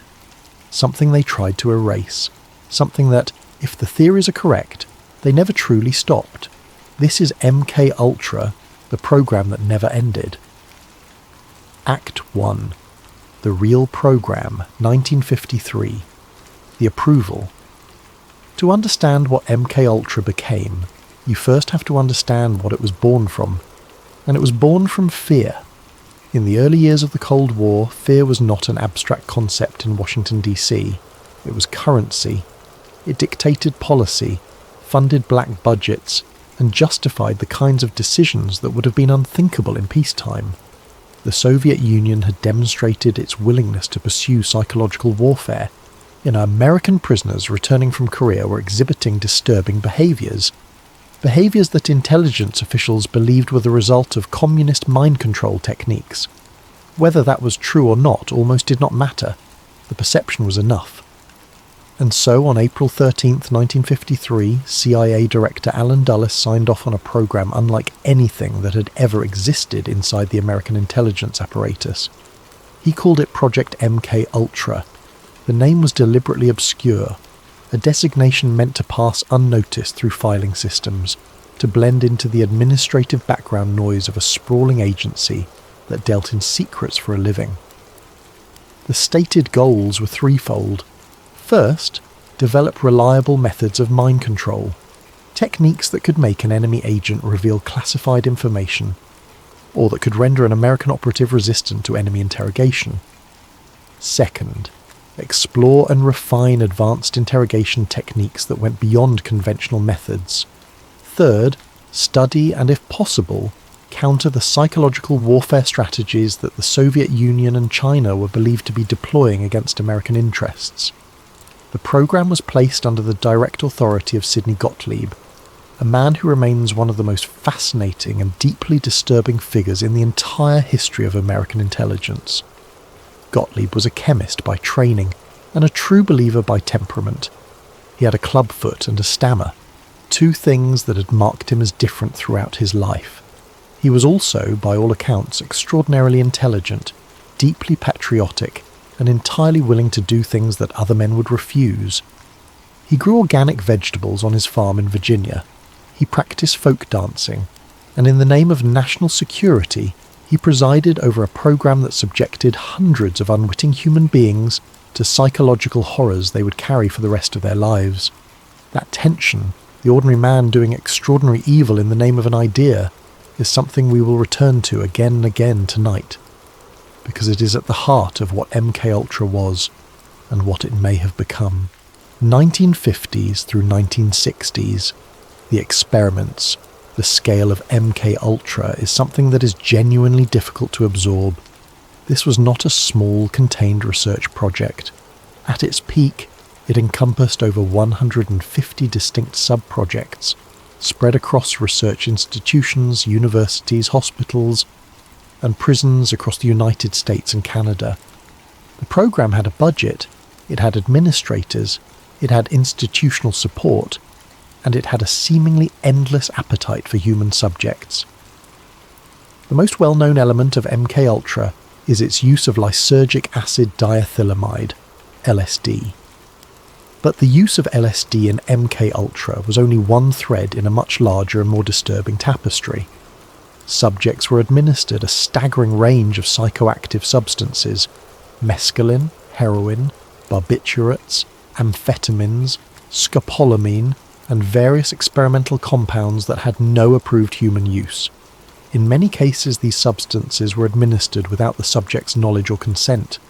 Researchers would spike drinks at social gatherings. Patients in mental hospitals were given doses without being told. Then prisoners were offered reduced sentences in exchange for participation, and then subjected to far more intensive protocols than they had been told to expect. One of the most infamous cases involved Frank Olson, a scientist working for the US Army who was dosed with LSD by Sidney Gottlieb without his knowledge during a work retreat in 1952. Within days, Olson began exhibiting signs of a serious psychological breakdown. He fell, or was pushed, from a 10th floor window at the Statler Hotel in New York City on November 28, 1953. His death was ruled a suicide, though his family has never accepted that conclusion, and a later autopsy raised significant questions that have never been fully resolved. The Olsen case remains one of the most troubling footnotes in the entire MKUltra story. A scientist destroyed, quite possibly, by the very program he was serving. Beyond substance experimentation, MKUltra pursued a range of other techniques with equal intensity. Sensory deprivation experiments isolated subjects in environments stripped of all external stimulation, no light, no sound, no sense of time, for periods that sometimes extended to days. The psychological effects were profound and in some cases permanent. Subjects emerged from these chambers disoriented, suggestible, and in some cases fundamentally altered in ways that did not fully reverse. Hypnosis was studied extensively, not the stage performance version of hypnosis that most people are familiar with, but deep trance states induced through chemical assistance, combined with behavioural conditioning techniques borrowed in part from the work of Soviet researchers. The goal was to create what some researchers called a programmable subject, a person who could be given instructions under a controlled state and who would carry out those instructions without full conscious awareness or recall. Electroconvulsive therapy was used at several sites, often in conjunction with drug administration, in attempts to induce what researchers described as depatterning, essentially wiping the behavioural slate clean so that new patterns could be installed. The most notorious practitioner of this technique was Dr. Ewan Cameron, a Scottish-born psychiatrist working at McGill University in Montreal under the funding of the CIA through a series of front organisations. Cameron called his approach psychic driving. His patients, who came to him seeking treatment for depression and anxiety, were subjected to drug-induced sleep lasting months at a time, combined with looping tape recordings played thousands of times and intensive electroconvulsive treatments, far beyond any accepted therapeutic standard. Many of them never recovered. Several were left with no memory of entire periods of their adult lives. All of this was happening not in some distant totalitarian state, but in the universities and hospitals of North America, under the watch of agencies that were supposed to protect the people they were experimenting on. And almost none of it was reported. Almost none of it was challenged, because almost none of it was known. 1964. Sub-project expansion. By the mid-1960s, MKUltra had begun evolving into something more sophisticated and more diffuse. It had spawned related programs, MK Search, which continued research into chemical mind control agents, and MK Naomi, which focused specifically on the development of biological and chemical weapons capable of incapacitating or killing targets without conventional means. The research focus was shifting as well. The early emphasis on brute force chemical manipulation, just give someone enough LSD and see what happens, was giving way to something more refined. Researchers were increasingly interested in long-term behavioural modification, not the dramatic, immediate effects of a powerful psychedelic, but the slow, subtle reshaping of a person's thought patterns, emotional responses and decision-making processes over time. Memory manipulation became a significant area of focus. If you could erase what a person knew or alter what they believed they had experienced, the applications were almost unlimited.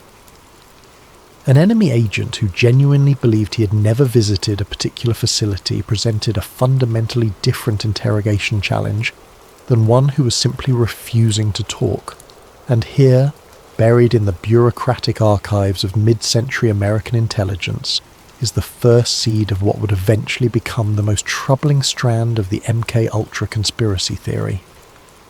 Because the techniques being developed in the 1960s, behavioural modification, memory manipulation, psychological influence at scale, did not become less relevant as the years went on. They became more relevant. They became, in fact, the foundational vocabulary of an entirely new field of science. Act 2, The Exposure. 1973, The Order. In January of 1973, CIA Director Richard Helms made a decision that, depending on how you interpret it, was either the responsible act of a man trying to protect his agency from political fallout, or one of the most significant acts of institutional concealment in American history. He ordered the destruction of MKUltra records. The timing was not incidental. The Watergate scandal was unfolding in real time, and Helms was well aware that congressional investigations were becoming more aggressive, more intrusive, and more likely to uncover things that the CIA had spent decades keeping out of public view. He was also preparing to leave his position as director. Before he went, he apparently decided to close a door. Thousands upon thousands of documents were shredded. Files that documented the full scope of MKUltra's activities, the experimental protocols, the subject lists, the results, the funding chains, the institutional relationship, were destroyed, not misfiled, not archived in a restricted facility, destroyed. But not all of them.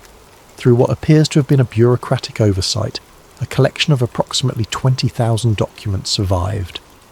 They had been stored in a financial records building separate from the main CIA archives, and they escaped the purge simply because whoever ordered the destruction did not know they were there.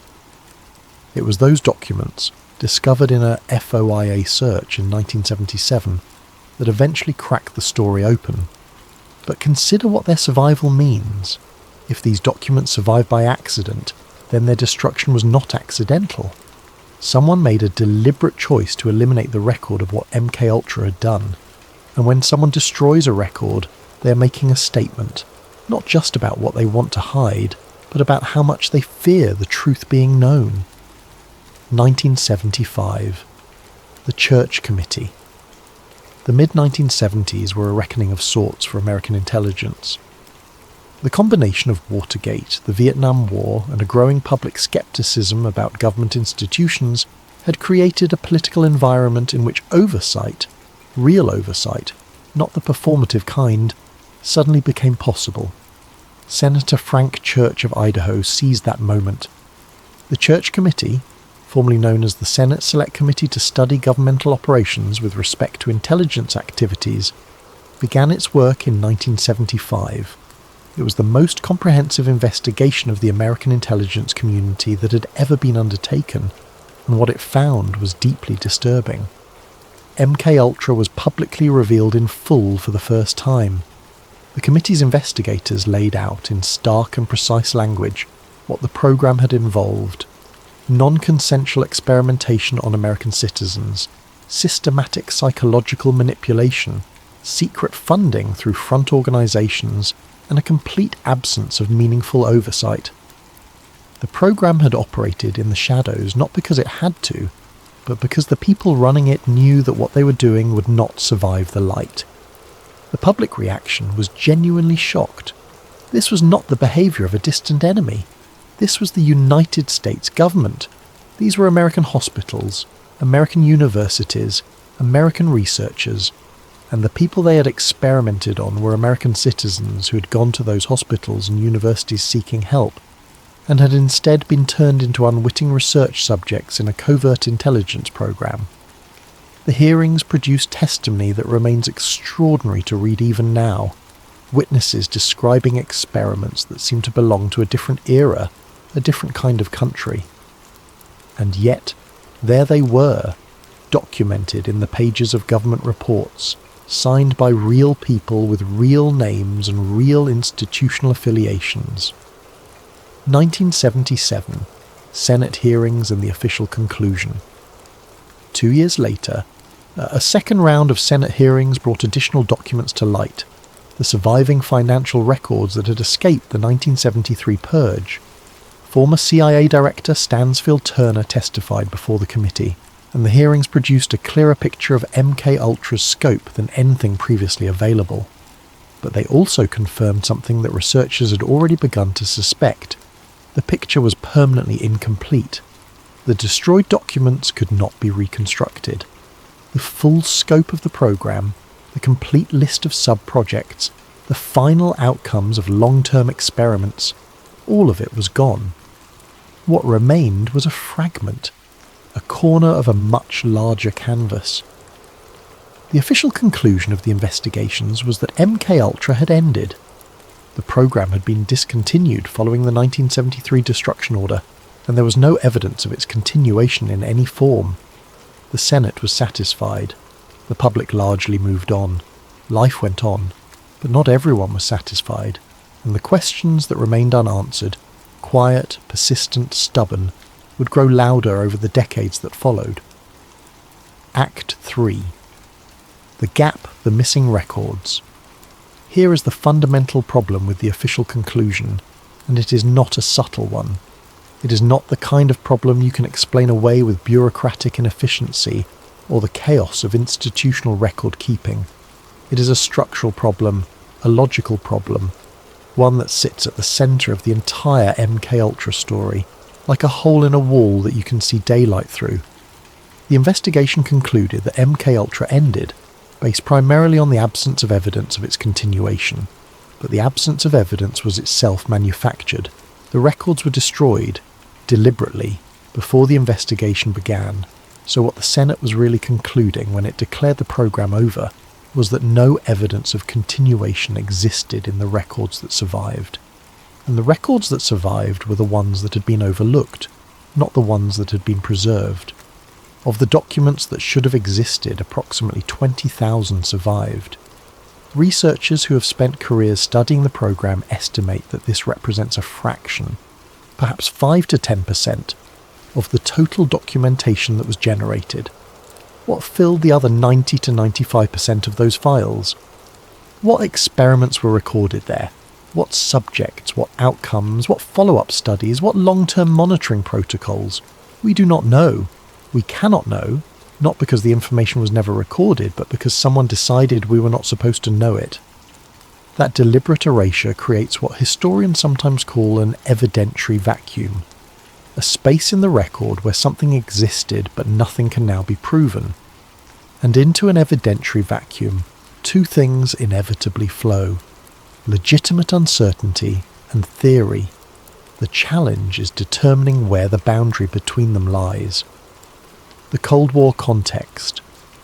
To understand why the continuation theory is at least plausible, if not proven, you have to understand the strategic logic of the Cold War. Because the Cold War was not merely a military standoff, it was a psychological one, and both superpowers understood, at the deepest level of their strategic thinking, that the conflict they were engaged in would be decided as much by perception, belief, and morale as by missiles and conventional military capability. The fear that drove the creation of MK Ultra in the first place, the fear of a Soviet psychological warfare advantage, did not disappear in 1973. If anything, it intensified through the 1970s and into the 1980s as the Cold War entered new and more complex phases. The Soviet Union had its own programs. The KGB's Department 8 was known to be pursuing techniques not entirely unlike those that MK Ultra had explored. American intelligence agencies were aware of this. They were watching. Some historians who have studied the period argue that ending MK Ultra entirely, in a context where the Soviet threat remained real and active, would have represented a unilateral disarmament in a psychological arms race that the other side had not agreed to step back from. The logic, while morally disturbing, is strategically coherent. If your enemy is developing techniques to manipulate the psychology of your citizens and your operatives, you cannot afford to have no corresponding capability. This does not prove that MK Ultra continued, but it establishes that there would have been strong institutional incentives for something to continue. And institutional incentives in the world of intelligence have a way of finding expression, regardless of what official policy documents say. Act 4. The Conspiracy Theory, the Continuation Hypothesis. The central claim of the MK Ultra continuation theory is not that the program continued in exactly the form it had taken in the 1950s and 60s. The university experiments, the LSD dosing, the sensory deprivation chambers. The claim is more sophisticated than that. The claim is that the program evolved, that what began as crude, large-scale experimentation was refined by the 1970s into something more targeted, more technically sophisticated, and more effectively hidden. That rather than being terminated, it was restructured, dismantled institutionally, but preserved operationally, absorbed into other classified research programs that could continue the work without carrying the toxic name. The theory proposes that several things happen simultaneously. The most visible and most controversial elements, the large-scale dosing of unwitting subjects, the residential experiments, were discontinued because they were precisely the kinds of things that, if discovered, would create the most severe political damage. But the knowledge that had been gathered, the techniques that had been refined, the institutional relationships that had been built, these, the theory argues, did not simply cease to exist. Instead, the research shifted towards smaller, more controlled studies, toward research that could be conducted under legitimate academic or medical cover, with subjects who had at least nominally consented, even if the true purpose of the research was never disclosed to them, toward techniques that were more subtle, more deniable and more difficult to identify as what they were. The funding changed hands, the names on the letterheads changed, but the underlying questions: how do you influence a person's beliefs without their knowing it? How do you modify behaviour at scale? How do you create reliable psychological vulnerability in a target? These questions, the theory holds, were never abandoned. They were simply asked more quietly. The technological shift, perhaps the most compelling strand of the continuation theory, and the one that is hardest to dismiss, involves the trajectory of technology. Because the techniques that MKUltra was exploring in its later years, the behavioural modification and psychological influence research of the mid-1960s did not become obsolete. They became the foundation of an entire scientific revolution. Cognitive psychology, behavioural economics, social influence research, persuasion science, neuromarketing. These are all legitimate academic fields with extensive peer-reviewed literature, real applications, and no connection to anything covert. But they are also, in a very real sense, the refined, institutionalized descendants of questions that MKUltra was asking in the 1960s. How do people make decisions? What makes a person receptive to a particular message? What psychological conditions produce compliance? What environmental factors shape behaviour in predictable ways? The theory does not claim that all of these fields are secretly CIA programs. That would be both absurd and provably false. But it does note that the knowledge being generated by these fields is extraordinarily powerful, and that intelligence agencies with an interest in psychological influence would have an obvious reason to follow that knowledge very closely. By the 1990s and into the 2000s, the technological landscape had shifted so dramatically that direct physical experimentation, the kind MKUltra relied on, was no longer the most efficient or the most scalable approach to psychological influence. Information technology offered something far more powerful: the ability to reach millions of people simultaneously, to tailor messages to individual psychological profiles, to create information environments that shaped perception and belief without ever requiring the creation of a classified laboratory or the enrolment of an unwitting human subject in a formal experimental protocol. This shift, from direct to indirect, from individual to population scale, from chemical to informational, is at the core of how the more sophisticated versions of the continuation theory understand what the program allegedly became.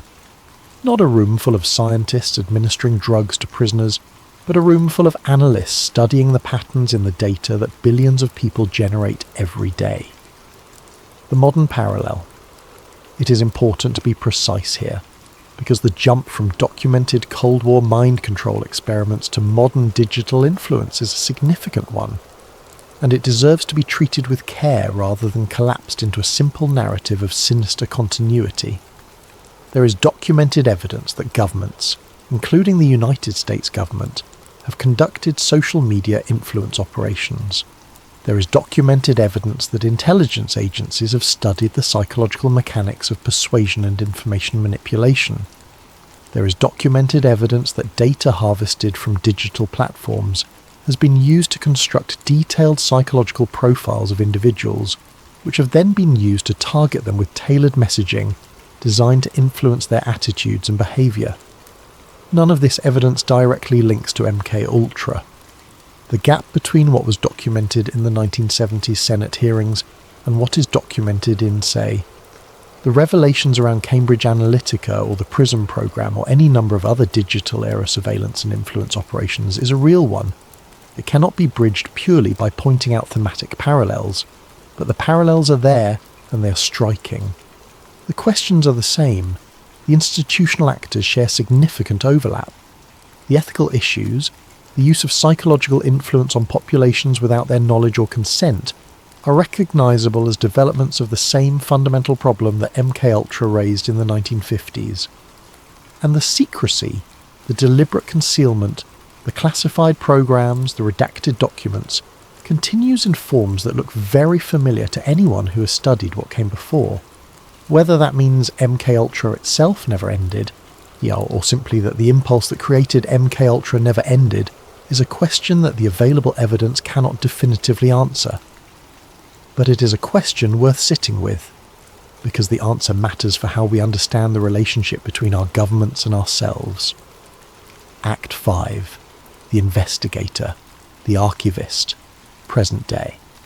Imagine for a moment that you're a researcher, not an intelligence officer, not a conspiracy theorist with a website and a YouTube channel, just a quiet, methodical person who spends their days in archives and reading rooms, piecing together the administrative history of the mid-20th century American government. You're doing the kind of work that most people find tedious and unremarkable.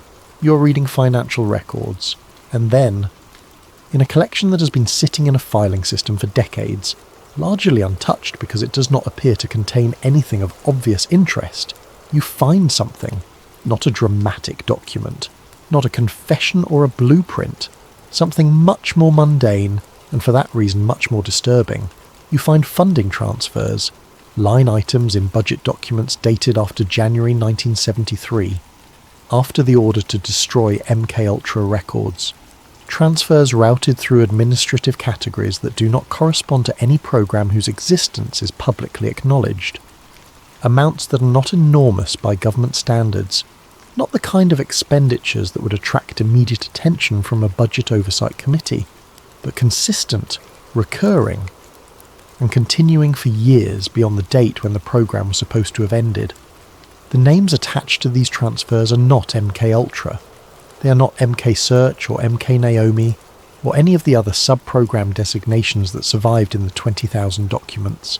They are different names, attached to different administrative units.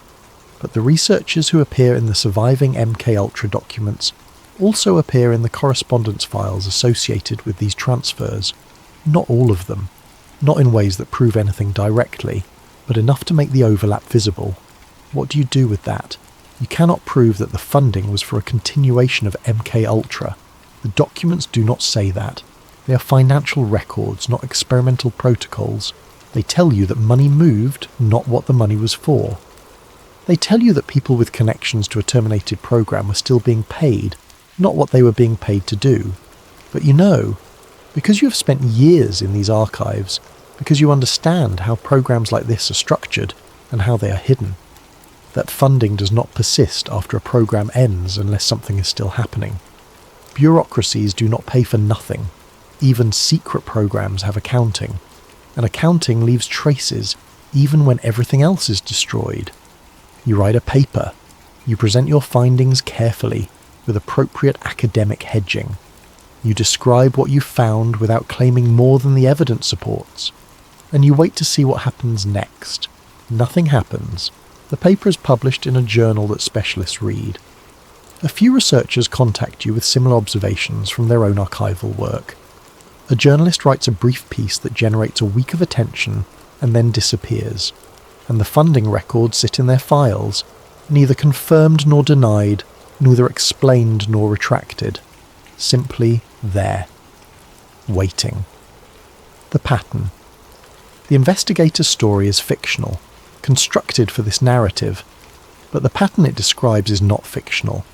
It is drawn from the actual work of actual researchers who have spent years trying to understand what became of MKUltra and the knowledge it generated. What they have found, consistently, is not a smoking gun. What they have found is a pattern.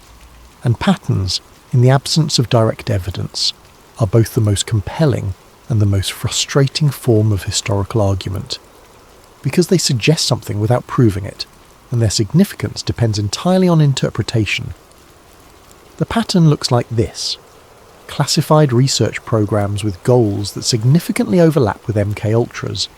Behavioural modification, psychological influence, interrogation enhancement, memory manipulation appear in the historical record throughout the 1970s, 1980s and 1990s. Some of them have been declassified and are publicly known. Others appear in redacted documents where the operational details have been removed but the existence of the program cannot be entirely concealed. Others are referenced obliquely in correspondence between officials who knew that what they were discussing could not be committed to paper in explicit terms. None of this proves that MKUltra continued, but it establishes, clearly and without serious contestation, that the questions MKUltra was asking continued to be asked, that the institutional appetite for psychological influence research did not disappear, that the knowledge generated by the program did not simply evaporate when the documents were shredded. Knowledge, unlike paper, cannot be destroyed. Act 6. The final theory, the silent evolution. The most sophisticated version of the MKUltra continuation theory does not argue for a simple linear extension of the original program. It argues for something more complex and in many ways more troubling, an evolution. The theory holds that what began as direct physical experimentation on individual human subjects gradually transformed, over the course of decades, into something that operates at an entirely different scale and through entirely different mechanisms, that the transition from the 1950s and 60s to the present was not a break but a development, a maturation of the same underlying project, adapted to the tools and contexts available at each stage of its evolution. In the early years, the tools available were chemical and psychological: drugs, isolation, conditioning. These tools required direct access to subjects, which made the program both powerful and constrained. You could only experiment on people you had physical access to. The scale was inherently limited by logistics. As behavioural and cognitive science developed through the 1970s and 1980s, the tools became more refined. You could study how people made decisions. What factors influenced their beliefs? What psychological states made them receptive to particular kinds of information? And you could study these things through legitimate academic research, through controlled experiments with consenting subjects, without the legal and ethical catastrophe of direct covert experimentation. The knowledge accumulated, the techniques became more precise, and then, in the 1990s and beyond, the digital revolution changed everything. Suddenly, the question of scale dissolved entirely. You no longer needed physical access to a subject to study them. You no longer needed a laboratory or a controlled environment. The data that people generated simply by living their digital lives, what they searched for, what they read, who they talked to, what they bought, what they believed, was available in quantities that would have seemed fantastical to Sidney Gottlieb in 1953. The theory suggests that an intelligence community that had spent 40 years developing sophisticated psychological influence techniques was not simply going to ignore those capabilities when they became suddenly and dramatically more powerful. That the transition from MKUltra's methods to the digital age was not an abandonment of the underlying project, but a scaling up of it, a move from individual manipulation to population-level influence, made possible by technologies that did not exist when the program began. Less visible, more scalable, more deniable. And in those qualities, the theory argues, lies the reason it has never been exposed in the way that the original MKUltra was exposed, because there is no single program to expose, no single laboratory to raid, no single set of documents to declassify. There is only a continuous practice, distributed across institutions and technologies and decades, that has become so deeply embedded in how power operates that it would be almost impossible to point at it and say, there, that is where it begins and ends. Why it would stay hidden. If such a program existed today, if the impulse that created MK Ultra had truly never ended, only changed its form, why would it remain hidden? The answer to that question is perhaps the simplest part of this entire story. Because the alternative is unacceptable, not just politically, not just legally, but fundamentally at the level of what it would mean for the relationship between a government and the people it governs. A government that systematically attempts to influence the psychological states of its own population, its beliefs, its perceptions, its decision-making, without that population's knowledge or consent, is not, in any meaningful sense, a democratic government. It is something else. Something that has retained the forms and the language of democratic governance while abandoning the substance of it. And that is a truth so corrosive, so fundamentally threatening to the legitimacy of the institutions involved, that the institutions themselves would have the strongest possible motivation to ensure it was never clearly stated. The other reason it would stay hidden is simpler and more human. The people who would be responsible for revealing it are people who exist within the systems that would be implicated by the revelation. Whistleblowers require not just courage, but a belief that the revelation will matter, that someone will listen, that there will be consequences, that the sacrifice will be worth it. And in a world where the public has already processed the original MK Ultra and largely moved on, where the church committee hearings are historical curiosities rather than living wounds, there is less reason than ever to believe that another exposure would produce lasting change. So it stays hidden, not through a single act of deliberate concealment, but through 1,000 small acts of institutional self-protection, bureaucratic inertia, and the simple human preference for not knowing what is inconvenient to know. Epilogue. The program that disappeared officially, MK Ultra, ended decades ago. The records were destroyed, the investigations concluded, the officials testified, the senators nodded, and the curtain was drawn. Case closed. Program terminated. Nothing more to see here.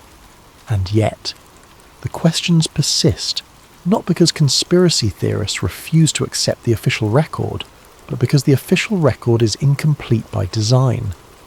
Because a record that was deliberately destroyed cannot be used to establish that nothing lay beyond its edges. Because the institutional logic that created MK Ultra, the belief that psychological influence is a strategic asset, that the manipulation of human perception is a tool of power, that the boundary between foreign and domestic operations is a formality to be respected only when convenient, that logic did not end with the program. We live right now in an era in which the psychological manipulation of populations at scale is not only possible but routine. Advertising has always done something like this, of course. But the sophistication, the granularity, the individualization of modern influence operations, commercial and political and potentially governmental, represent something qualitatively different from what came before. The ability to know, with considerable precision, what a specific person is afraid of, what they desire, what they believe, what makes them angry or hopeful or compliant, and to use that knowledge to nudge their perceptions in a chosen direction. This is not science fiction. It is the present. The question MK Ultra forces us to ask is not whether this kind of influence is happening. It is who is doing it, under what authority, and with what oversight. And the honest answer to that question, the answer that emerges when you look at the available evidence with clear eyes and no predetermined conclusion, is that we do not fully know what was learned in those classified laboratories before the files were shredded, what continued under different names and different funding lines in the decades after the official termination. What knowledge, carefully gathered and never published, informed the development of the digital influence infrastructure that shapes so much of our information environment today? We cannot answer these questions definitively. The evidence that would allow us to answer them was, by design, destroyed. And so we are left where the best historical mysteries always leave us, in the space between what can be proven and what cannot be ruled out, in the gap between the official story and the full truth. MK Ultra, the official record tells us, ended, but the official record was written by the people who destroyed the documents that would have told us what really happened. And that is perhaps the most important thing to remember as you close your eyes tonight, as the world outside grows quiet and your thoughts begin to slow, and the ordinary mystery of consciousness, of who you are, of what you believe and why you believe it, of what shapes the quiet architecture of your inner life, settles around you like water finding its level. Someone, once, thought that architecture could be engineered, that the private room of a person's mind could be entered, rearranged and exited without leaving a visible trace. They spent 20 years and millions of dollars trying to prove they were right, and then they destroyed the evidence of what they found. Sleep well, sleepy koala army. And remember, whatever you dream tonight, whatever thoughts visit you in the quiet hours between waking and sleep, they are yours. They have always been yours. At least that is what they want you to believe. Good night. Afterword. What the record shows. For those of you who find it difficult to simply let this one go, and I understand completely if you do, let me leave you with a few documented facts. Not theories, not speculation. Things that are established on the record and verifiable through public sources. It is a fact that the United States government conducted non-consensual psychological and pharmacological experiments on its own citizens for a period of at least 2 decades. It is a fact that those experiments caused lasting harm to an unknown number of people, because the records were destroyed before the full subject list could be reconstructed. It is a fact that the destruction of those records was ordered by the director of the Central Intelligence Agency. It is a fact that the official investigation into MK Ultra was conducted using only the small fraction of documents that survived that destruction by accident. It is a fact that the United States government has, at various points since the 1970s, conducted classified behavioural research programs whose full contents remain unknown to the public. It is a fact that American intelligence agencies have used psychological profiling, behavioural analysis, and targeted information operations both domestically and abroad, and that the legal and ethical frameworks governing those operations have been inconsistently applied and rarely subjected to meaningful independent oversight. It is a fact that the questions MK Ultra was asking: how do you change what a person believes? How do you make someone do something they would not otherwise choose to do? How do you shape perception at scale? Are questions that have grown more answerable, not less, with the passage of time and the development of technology. None of these facts constitute proof that MK Ultra itself continued, but they establish something important. The impulse behind it did not disappear. The desire to understand and to use psychological influence as a tool of power is not a relic of the Cold War.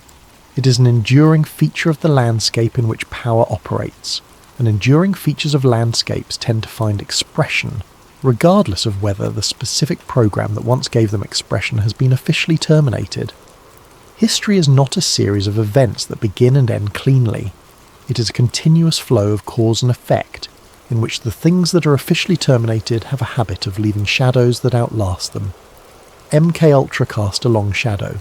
How long that shadow actually extends, whether it reaches all the way to the present, or whether it faded sometime in the 1970s when the documents were shredded and the curtain fell, is a question that the evidence, in its current state, cannot definitively answer.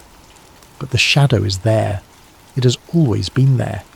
And it is worth knowing that it exists, worth carrying the awareness of it as you move through a world full of information and influence and systems that have strong interests in shaping what you think and feel and choose.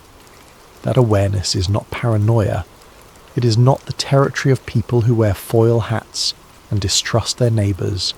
It is the reasonable, historically informed recognition that institutional power has a long record of pursuing its interests in ways that are hidden from the people, most affected by those interests.